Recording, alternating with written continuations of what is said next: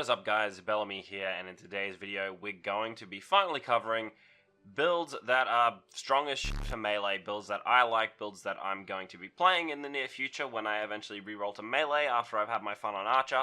So we're going to be talking about that today. We got 3 legitimate leather builds that I want to talk about, and then 1 plate build, which is a DPS oriented build if you've come here to look at more tanky oriented melee builds. I'm sorry, you're not going to really find that here. This is more geared towards DPS and then maybe light versions of tanks, such as two-handed Blood Reavers and different things like that. So if you've come here to look for Abolisher and Blighter type builds with shields and stuff, you're not going to find that here. However, you can adapt each of these builds into that, but we're not going to be covering that in this video. And then at the end, I'm going to give you guys 2 kind of experimental meme builds that I've played similar iterations to in the past. However, they're not something that you really see floating around in today's meta. So before we jump right in, there's 2 things I want to preface the video with, and that is basically the differences between crit damage stacking and defense penetration stacking, and the other thing is weapon choices. So we're going to jump in and get into weapon choices first. Now, in regards to Swiftblade, you have a few options to consider, because your 2 weapons, obviously you'll dual wield.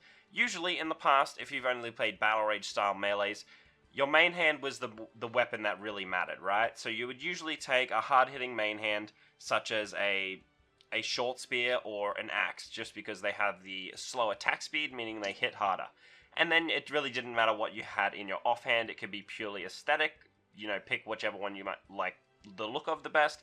Or you could take a different weapon with a different type, such as if I went with an axe, since it's a one-hander, not a main hand like a short spear, I could have a katana in my offhand, and depending on who I was fighting, whether they were, say, a plate or a clothy or a leather person, I could switch them around to get a higher bonus damage against that player. But when it comes to Swiftblade, generally you want to put your harder hitting weapon in your offhand. So a lot of people elect to put an axe in their offhand, and then a faster weapon such as a dagger in their main hand. Daggers have a 0.8 attack speed, which means they deal essentially 20% less damage than a 1.0 base such as a katana.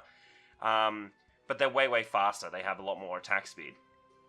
And the opposite is true for something like an axe, where the attack speed is 1.1, meaning they essentially deal 10% more damage than a 1.0 base, but they're a bit slower. However, when it's in your offhand, it doesn't really matter. In fact, it doesn't matter at all. The attack speed is not applicable to anything.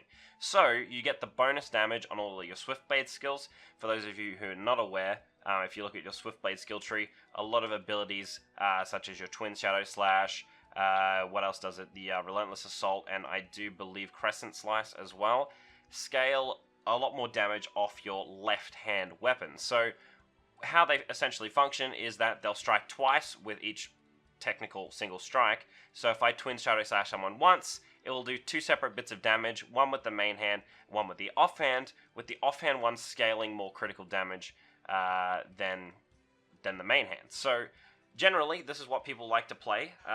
You will have less damage with your Battle Rage focused skills, simply because they rely on your dagger. So your Battle Rage skills, so your big hard-hitting ones like Whirlwind Slash, Precision Strike, and Sunder, and things like that, are going to do less damage with a dagger in your main hand, which is why I generally elect to take a katana in my main hand if I'm playing Swiftblade, just because it is, yes, slightly slower than the dagger, and the dagger is really fun.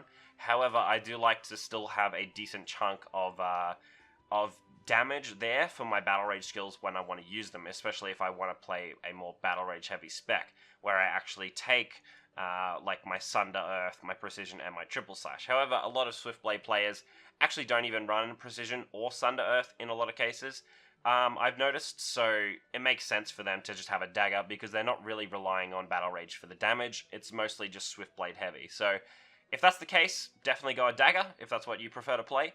And axe is pretty much just unparalleled in the offhand, simply just because of the attack speed, nothing to do with the actual crushing weapon type. And in regards to Battle Rage mains, if you're not really concerned with Swiftblade, it's a little bit more simple. You basically just pick based on your weapon type. So your options are, you're basically going slashing or crushing. Crushing are going to be your axes, so your axe or your great axe, or slashing is going to be pretty much every other weapon. And then you choose after that fact based on the attack speed. So if you have an axe, it's going to be a 1.1 attack speed, same with a short spear, the difference between those two being the crushing and the slashing. And when it comes to two-handers, sorry, I'll continue here real quick. Or you can have a katana or a sword, which are both slashing, and they have a 1.0 attack speed. So slightly less damage, but attack slightly faster. That's your trade-off. And the same goes for two-handed weapons. Your options are pretty much sword or nodachi, which are 1.1 attack speed bases, such as this one I have right here. They're both slashing, though. There's literally no physical difference between the two. That is greatswords and nodachis. And then you have your long spear, which is going to give you a 1.2 base attack speed, so a little bit more damage, but slightly slower than your nodachis and your greatswords. And that is also slashing. And then you're going to change over to your great axe, which is also 1.2, but it is your crushing. I'm not going to get into too much detail about the differences between crushing and stuff. I just personally prefer slashing if I have to choose. However, when it comes to Swiftblade, crushing in the offhand is definitely the way to go if you want to do that. And like I said, dagger if you want to go fast, katana if you want to be a little bit more battle rage heavy, using your sunders and your precisions and things like that, if you don't mind being a little bit slower. But the dagger is extremely fun to have that attack speed. So that's that out of the way. And we're already, how many minutes into the video? 6 minutes. Fantastic. That's why these videos are always so long. The next part is we really need to get into the defense pen versus your crit damage. In terms of melee, I think at the moment in the current meta of things, the defense pen tends to be a little bit better in the PvP side of things. Obviously, you'll be lacking in the PvE side because crit damage is just so good there because mobs don't have resilience. And also, the defense pen offers you more consistency in your sets. I'll switch over here to one of our builds here to give you an example. What are we looking at here? This is defense pen one. Alright, so the reason why defense pen seems to be a little bit more reliable and a bit more just popular at the moment, I think, is not simply just because it's slightly more damage, but also because on all of your rolls on your weapons, for example, on your synthesis effects, you take strength, defense penetration, and melee crit rate, because you do not need melee critical damage. That means that overall on your build, you end up with way more melee crit rate. If I compare it to a non-crit build here real quick, sorry, this is a crit build, we can see our melee crit rate is nearly 80%, whereas on the defense pen build, it's nearly 100%. So it is a huge difference in terms of consistency, and yeah. And the reason that is because if you go with a crit damage build, you put crit damage in your weapons, and then your synthesis effects are, well, strength or whatever, you can do stamina, and then defense pen melee crit damage, because you're scaling essentially hybrid when you're a crit build, whereas as a D-pen build, you're solely focused on defense penetration. Really quickly, guys, before we move on, I want to preface that the viability of each of these builds that I'm about to show you guys is based on two things. One, my experience both playing as a melee and against melee over the last however many years I've played ArcheAge. I think I've spent the most time playing melee in that time. It is what I would still consider my main spec. Whether that's playing late game as a geared player or early game as a under-geared player on the fresh start more recently. And then the second thing that I use to determine the viability and the strength of each of these builds is this damage calculator that I have access to. From my understanding, not too many people have this damage calculator. It's pretty consistent in its ability to calculate the damage of any skill in the game against whatever player. Essentially, what we do with it is we put in, all of our offensive modifiers and then what our target's defensive modifiers are, and it shoots out a reasonably, in most cases, a super accurate representation of what the damage of a skill is going to be against a certain player. So that's how we judge basically the builds without actually playing them firsthand exactly as is in their state.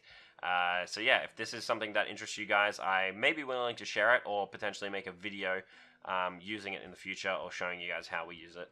But if that's something you guys are interested in, let me know. Let's move on. So now that we understand that, I want to show you guys basically that every single one of these builds that I show you here today can be switched backwards and forwards. You can do a melee crit damage variant of each of the builds, and you can do a defense penetration build of any of these builds that I show today. The only difference being is that if you're a crit damage build, obviously you put crit damage gems in your weapons, and then your synthesis effects are going to be defense penetration and melee crit damage.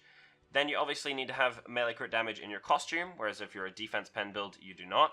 And then on your fists, you want to have the melee crit damage 12% there as well as a crit build, because as a crit build, you need to stack as much melee critical damage as possible, because you need to be out crit damaging, essentially, your target's resilience. So, not going to get too much into that. That's essentially all you have to change. If you're a crit damage build, you go crit damage gems, and you go your hybrid synthesis effects, get the crit on your fists, get the crit on your costume, and if you're a D-pen build, you go defense pen, melee crit rate. On your gloves, you can either go, in this case, we have melee attack because it's a library piece, or you can, if it's a Hiram piece, you can get the melee 2% increase on your crit rate, which is just a flawless Lunafrost. It's very easy to get. I see a lot of people kind of overlook that. They don't know it exists. You can actually, I'll pull it up here because it is in the ArcheAge calculator. I'm not going to throw it on this build, but if we scroll down just a little bit, it is called Flawless Blade Lunafrost. Just gives 2% melee crit rate, which is the best in slot, unless you're using a library piece like this build is here. So that's pretty much the difference. Yeah.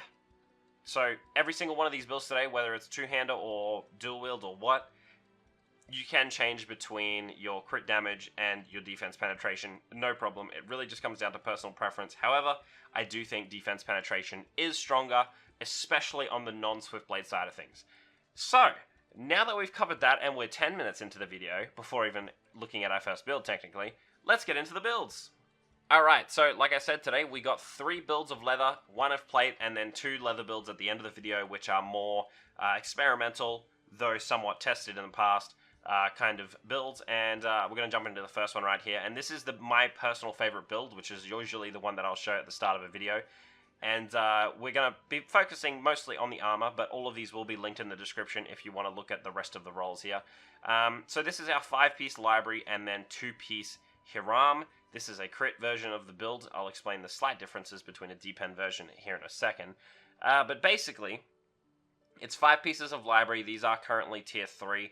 Usually I would slip more towards the lenient side and just do library tier 2, as it's slightly easier to obtain. However, my current character that I'm playing right now is pretty close to tier 3, so it's a bit more realistic in my mind at the moment at least. It's not some far out thing that's only available in Korea, and it should be something that, you know, you aim towards once you start getting towards the late game. So we have our library tier 3 cap, jerkin, belt, guards, and then our breeches as well, all with the melee attack plus 15 Lunafrost, which are going to give us the 3 and 5 set bonuses of the Lunafrost, which are crit rate and defense pen. Now, this version that I've done here is a crit damage variant, which means that all of the the gems are going to be crit damage, same with what we just talked about. And the real difference, the real thing that you can change with this set is essentially where you put your library pieces and where you put your 2 Hiram pieces. Personally, I always like to keep one of my Hiram pieces as my boots, and essentially what that does is it leaves open the option for me to run swim fins when I go into the water without losing my 5-set library bonus. And then as a crit build, I would choose to take Exalted Hiram Fists, in this case, simply because the Lunafrost I want on that is the melee critical damage, because I'm a melee crit build. Really, all you're considering when picking library pieces is which Lunafrosts are most valuable to you, in which case here it's the melee crit damage and the toughness on the boots, as well as the availability of putting on swim fins, and which Lunafrost you want to replace. So if you were not a crit build, you would definitely put library in your fist slot, and then probably drop library on your chest piece and pick up a Hiram piece, so you can get the 3% Warriors Lunafrost for there, because after, say, toughness or the crit damage one on a crit build, it's the next most valuable one, or technically it's probably more valuable than the boots, having the toughness. However, like I said, the main reason I take the boots is for swim fin capability without losing my set bonuses. On this build I do have dagger katana. Not ideal. I think you'd probably best off having an axe in your offhand and then either a dagger or katana in the main hand, so keep that in mind when you do look at this build. If I link it in the description, I may actually change that before we put it in for you guys, because some people might not hear this part and get a little bit debated by that one. So we're going to move on. The next build we're going to be looking at is a defense penetration. Like I said, you can change between each of the different damage types here, and we do have a dagger and an axe on this one. So geared more towards Swift Blade. If you wanted to play any of these builds as Battle Rage only, you simply just put the axe in your main hand slot, the dagger in your offhand. You can also switch out any of these weapons for two-hander weapons and run them no problem. Obviously, if you're a two-hander, you're not going to be messing with Swift Blade though. So this set is this is a 5-piece library set, and it's essentially the same thing as what we were just looking at here that I described, where if it's a D-pen variant, you drop your fists, and you pick up the chest piece for the receive 3% damage there. And I still kept the boots for the same reason, swim fins, and it is the toughness Lunafrost, so that's fantastic. And then I have the other 5 pieces of library, and just the defense penetration setup. And you can see it's a beefy, almost 12k physical defense penetration with the 5-set frost bonus, and all of the defense pen we're repping here. So very, very beefy build. You will deal a lot of damage in PvP with this, absolutely. And depending on whether I go, I put these 2 builds in because I am planning on switching to melee in the future when I've had my fun in 7.0 as an archer. And one of these 2 builds I will be adapting, so I'll either play the 5-piece library as D-pen, or I'll play the 5-piece library as a crit build. I still haven't decided yet. The third build today is a simple 3-piece library. I wanted to mention before we get into this that if you're going with 3-piece library, generally the 3 pieces of library you will choose are basically chosen for 2 reasons. 1, which pieces are going to be the cheapest to feed, and 2, which pieces have the worst non-library Lunafrost for you to replace. In this case, it is belt, guards, and cap, 3 of the cheapest pieces for you to feed, because as we know, library can be extremely expensive gold-wise for you to synthesize. And yeah, they're the worst essential Lunafrost for you to replace. In terms of your belt and guards, you're only replacing the best possibility is you're replacing a +9 strength Lunafrost, which is just crap anyway. And then in your hood, you're either replacing a +9 strength Lunafrost or a stealth detection Lunafrost. So in all 3 cases here, the Lunafrost is better, and then you get the 3-set bonus, which is the crit rate as well on top of this. Now this is a 2-hand build. Like I said, the weapons on any of these builds are pretty interchangeable, same with the damage scaling. It's just a 2-hand crit build. You could change it to 2-hand Death Pen, just change the Lunafrost on the fist like we spoke about. And yeah, basically just looking at Hiram here. So a beefy 2-handed boy, or a dual wield if you prefer that. Change it however you will in terms of the damage. Just a nice bunch of attack speed you're getting from the 3-piece library effect, and yeah, solid builds. You'll probably see a lot of melees running something similar to this, whether they're doing dual wield or 2-hander. It's a pretty common thing. Now, the next one I want to get into is probably exciting for a decent chunk of you. People have been asking me for a long time to put together a plate build for you guys, and I'm not going to do just some generic bullshit plate build, so we're going to get into something that's a little bit interesting, hopefully, for you guys. Now, first things first, yes, it is using 5 pieces of Resolute Hermit's Glare. They are the Tier 2 versions of the armor that drops from Leviathan. I could replace each of them with the Tier 1 version. It's still fine to do that. And I know this is extremely stretched in terms of, how good the gear is. You can replace all of these pieces, the 5 pieces from Leviathan, with Hiram gear, Hiram plate, and you'll get virtually the same effect. You'll just be slightly less tanky. Simply because you're losing the resilience and the toughness equip effects on the glare, and you're also losing the 3 and 5 set bonus that the Hermit's armor provides, which are pretty awesome on their own. However, if you are building a Hiram plate set in terms of DPS, this kind of build, eventually your end game goal is to replace each of those Hiram pieces with one of these pieces. At least get the 3-set bonus, and if you can, get the 5, because it would be crazy fun and really good to play. So, let's talk about it. Essentially, what we're doing with this build is we're going plate. So, plate in general just covers our physical defense. So, as far as melee and archers go, you have almost 26,000 physical defense, and then you do have a solid 35% melee and range damage reduction, and almost 45% parry rate. So as far as physical defense goes, it doesn't matter how much penetration someone has. This armor is basically, a diamond encrusted chastity belt. No one is going to penetrate you, no matter what they do. So as far as phys damage is concerned, you're absolutely sitting pretty. You're not going to take any damage. The real question is, as a dual wielder, how do we deal with mages? Because obviously, unless we're taking a magic defense shield and stacking a ton of magic defense, mages are going to hurt us. Well, the way we deal with that is we take on every single one of our pieces, you can do this on the Hiram as well, we take our strength, resilience, and then our magic damage reduction. You can put a bit of stamina in as well. You can see my chest piece, I got stamina, resilience, magic defense, magic damage reduction as well. you can see our magic defense is pretty low against any mage that has any kind of penetration. That's going to be sitting at 0, but that's not an issue simply because we are stacking so much of this magic damage reduction. We have it on all of our pieces minus our guards and our van braces here. Sorry, our tassets and our van braces here, because they cannot roll them. We also have magic damage reduction on our undergarments. On our costume, we have magic damage reduction and flat damage reduction against all types. Then we're using a rank 14 Halcyona necklace, which is going to give us another 6% to all types. Our earrings are Noriat ones that are going to give us another 1.9% to each type. And then we also, as an offhand, have a Burning Pledge that's giving us 4% received damage reduction against all types, which also applies to mage. This is not necessary. If you want to do a little bit more damage, you can go ahead and put a Hiram here with a bit more defense penetration, but I think this is quite a beefy offhand to take. However, this offhand is, in terms of DPS, it does jack shit DPS, so if you want to play a Swift Blade, do not take this offhand, definitely take a Hiram, and then do the same thing as we talked about earlier, Axe in the offhand, Katana or Dagger in the main hand, and you'll have a good time. Because you can see, comparably, the DPS, it's like 500 less, so yeah, it's not good in terms of a main hand or a Swift Blade offhand.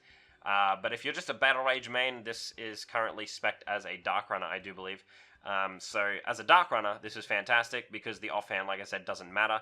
You're only missing about 700 defense penetration and a little bit of crit rate. However, you are much tankier against mages. And then you can see if we look at our defense here, we're still repping almost, a little bit over 11,000 resilience, which is fantastic considering that in our chest piece we have magic damage reduction gems, which is just going to make us that much more beefy against mages, regardless of whether they're crit or depen, right? You cannot penetrate magic damage reduction. And if you look here, ArcheAge Calculator shows it in reverse. It says 32%, but that's technically, well, it says 32.3, but it counts backwards from 100, so that is technically 77.7% magic damage reduction that cannot be penetrated. So you're looking at the equivalent of 25,000 magic defense that cannot be reduced in any way. No magic pen is going to affect you at all. So mages aren't going to do fuck all damage to you no matter what they do. They can fucking charm you, they can chanty you, they can fucking discord you. Whatever, it doesn't matter how much defense penetration they have. They're not going to do any fucking damage to you. And despite missing all of the resilience in our chest piece, we still have a decent chunk at 11,000. I know that sounds kind of low, especially for a super late game build, but it doesn't matter if people do a little bit more crit damage to you when the base that the crit's scaling off does fucking 0 damage. Not to mention that if a melee or an archer is hitting you and you're parrying it, which you probably will if you're facing them most of the time, that cannot crit because parries stop crits from being applicable. And it doesn't matter if a mage crits you when 77.7% of their damage is being mitigated just by default. So, yeah. And then on top of that, if you're playing Dark Runner, you have Conversion Shield, at which point they're literally going to deal 0 damage to you. You could also take Bracing Glass, which is going to give you more magic damage reduction, and at which point they're also going to do literally 0 damage to you. So, yeah.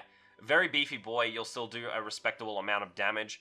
Despite that, our melee attack is not fantastic for a dual wield. Like, for a dual wielder comparatively, if we compare it to this build here, we're missing about 150 melee attack, which isn't a huge amount, but it is, you know, it's there. And our defense penetration is only 9,500 compared to a defense pen build here, which is almost 12,000. However, you are going to get carried by things like Puncture in your Battle Rage passives, which is going to push you up another 3,000, which is going to end up netting you about 12,500 defense penetration against any person. Essentially, that's most of someone's physical defense if they're in a cloth set. This is a very high-end leather set, and they're only, you know, with plus 18 tempers on everything, and full eternal, and they're only 13.1. So you're going to be attacking someone with essentially 600 PDEF. So yeah, it's you're going to still deal a crazy amount of damage. And if you want to make sure you penetrate that last little bit, you just go ahead and switch out your Archeum necklace for a Soul Liberator, and you get that extra, 1,000 defense pen if you wish to do that. So, yeah, fantastic. You'd also get an Aeronal Ring and get a nice chunk of defense penetration from that too. I think you get another like 200 to 250 from an Aeronal Ring. So, fantastic build. You'll be extremely tanky, basically unkillable for that matter. You also do have 42k HP. Your crit rate is still reasonably high. It's 81%. and your offensive skills are there. Your backstab is still almost 40%, which is fantastic. And yeah, this is honestly, if you can get your hands on a build like this, you would be basically unkillable and deal a lot of damage. It's actually kind of a nutty build, the more I look at it. The only thing that will really take you back is the fact that you're going to have less skill damage simply because you're in plate, not in leather. So comparatively, we have about 7% less skill damage, which is, it's notable, but it's not going to hold you back. So that concludes essentially the serious portion of the video. I know this build seems a little bit nutty at first glance, but it is a serious build and I stand by it. If someone got their hands on this build, I fucking guarantee that they will do a lot of damage, despite being extremely tanky and hard to kill. So moving on, the next build we're going to talk about is a little bit memey, probably the memiest of the two that I'm going to show here. But this is essentially a backstab stacking melee build. We have 3 pieces of library, which in this case is going to be our breaches, our fists, and our guards. And that's going to give us the bit of crit rate from the 3 frosts and a little bit of attack speed, which is fantastic. And then we're running the Dark Warrior Guards, which is the Serpentis combined set, that gives you 7% backstab melee damage. And then we're running a Tempest Seastorm Tricorn, which is extremely outdated. And if you care about gear score, you won't want to run this. However, it does give us 10% move speed, 3% critical rate, and 4% backstab damage. So, yes, we are missing out on 2 critical gems because we cannot take this higher than Epic. Epic is the max grade it will go. However, it does give us 3% crit rate, so technically you're only missing out on like 1.2% crit rate in the end. You do get the move speed. The stats are unfortunate, it is agility and stamina, and they are quite low in that regard to compare it to, so we have, what, 80 plus 40, 120 total stats. Compare that to a tier 3 library, and you have 80 less base stats, essentially, and, 40 of that is agility, which is kind of trash, but it does give you 4% backstab and some fantastic stats. On this build, stacking backstab, we have almost 47% backstab melee damage, which is kind of poggers. People kind of sleep on backstab melee damage. I don't think they realize quite how good it is. It's a multiplicative increase on your damage, and it cannot be mitigated in any way. So it's essentially, doubling your crit damage at all times. As long as you're not an idiot and you're able to stand behind your targets, which, if you're a melee, you should always be fucking standing behind your target if you can. And you should be able to. So yeah, pretty crazy build. I would recommend playing this as a defense pen build just because I think it's, better. And, yeah. Pretty cool build. But, yeah, it's a bit memey. You'll probably get memed on for sure if you're running around with this dumb fuck pirate hat on. But it is insane in terms of offensive stats. Moving on. The next build can be done as defense pen or crit damage. I would recommend it as defense pen once again. And I do recommend this as a 2-hand build only, and I'll explain why. And that is essentially because we are trying to max out our shield defense penetration rate, which is a build that I tried a few years ago when shield defense penetration and shield defense penetration rate came into the game. A few people ran it at the time. It was a little bit better on Legacy. I'll explain why in a moment. But essentially what we're doing is we're taking the 50% of shield defense penetration and shield defense penetration rate that we have on our 2-hander effect, and then we're augmenting it with more shield defense penetration rate. So our cap has shield pen rate, our jerkin, fist, breeches, and boots all have strength, resilience, shield defense penetration rate, and then we roll shield defense penetration rate on our undergarments as well, netting us with 85, almost 86% shield defense penetration rate. So essentially, the way that's going to function is if you're attacking anyone with a PDEF shield, 86% of the time, more or less, you're going to be penetrating half of that shield. So in a late game scenario, you're getting yourself essentially 3 to 3,500 free defense penetration against any shield user, which is pretty fantastic against healers, especially if they're obviously in cloth. On top of your almost 10,000 physical defense penetration and your 3,000 puncture, you're basically going to be hitting them for 0 physical defense, so you will kill them incredibly fast. Obviously, the trade-off is the fact that you won't have your received damage reductions, so these are going to be struggling a little bit. You only will have about 18% of each, So you will be squishier than what you would be if you had some damage reductions on all your gear. So you do have to play a little bit more careful, but you will deal crazy amounts of damage against anyone who wants to bring a shield against you. So any leather healers with shields, any cloth healers with shields, any mages, leather or cloth with shields, anything along those lines. Any P-Def shield, basically, you're ignoring half of it at all times, so that's pretty great. It is good. It does great output in terms of damage. I enjoyed playing this build when I did it, and people did dual wield variants. On Legacy, it was slightly better though, because at the time there were old school gems that could go on your fists. That gave 2%, 2% shield defense penetration, so you could get basically almost 100%, and always ignore that half of that someone's shield. So it was pretty good in that regard. But nevertheless, very fun to play. You will be a bit squishy, which in this meta is a little bit tough, but if you want to do something like this, if you want to be the melee that healers don't understand why you hit them so hard, this is a fantastic way to do it. Obviously, as a melee, you do still have the 50% already, but the consistency is key when it comes to melee, which is why defense penetration is shining so much at the moment. And yeah, that's just a fun build. I think a lot of you will actually appreciate something interesting like this, because I know people do like to build in interesting ways and hate following the cookie cutter bullshit, just going full here arm, leather or something like that. I respect anyone who's willing to, diversify their gear a little bit and do something interesting for a change. And that's what I definitely like to do as well. So 6 builds for you guys. Was that 6 builds? Yeah, 6 builds, 1 plate. So you're welcome. There's no real other ways to build plate other than just going here arm and then eventually switching into the Leviathan gear. So yeah. If you're considering going library plate, unless you're a blighter or an abolisher, I can't see how that would ever be good. I don't think that plate set's very worth it, which is why I'm not mentioning it in this video. I will also mention at the end of the video that 7 out of 7 library leather is also fantastic. Same with just your basic 7 out of 7 here arm leather.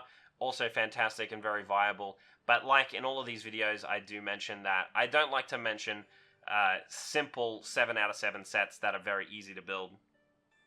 You could replace any of the armor in any of these builds with just full 7 out of 7 something, and it would work perfectly fine. In fact, it would be good. It's just obvious that those would be alright and that you can build them. It takes no brains to just put 7 of the same pieces of gear on your character and have a fun time. So that's our melee build. We have 6 builds. I'll link them all in the description. If you have any questions about any specific builds, feel free to join my Discord. It's in the description below. You can hit me up there, or you can speak to other people in the Discord. My moderators in there will hit you up and help you if they can. And the other people who are just there, part of the community, will also be willing to help on top of me as well. So thank you guys for watching. If you enjoyed the video, like, comment, and subscribe. If you stuck around for this entire 30 plus minutes, then I appreciate you for being here. Hope you enjoyed the builds, and I'll see you in my next video. Cheers.